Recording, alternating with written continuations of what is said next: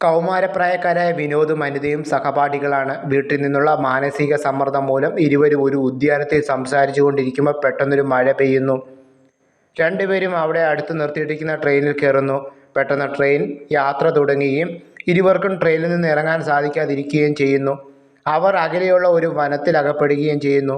ഇരുവരും പ്രണയത്തിലാവുകയും ശാരീരിക ബന്ധത്തിൽ ഏർപ്പെടുകയും ചെയ്യുന്നു. അവർക്ക് തുണയായി അവിടെ ഒരു സ്ത്രീയും ഉണ്ടായിരുന്നു. കല്യാണം കഴിക്കാൻ ആഗ്രഹിച്ച അവരെ വിധി വേർപ്പെടുത്തുന്നു. ജോൺ പോളിൻ്റെ കഥ കേട്ടയുടനെ ഐ.വി. ശശിക്ക് ഈ സബ്ജക്റ്റ് എടുക്കാൻ പേടിയായിരുന്നു.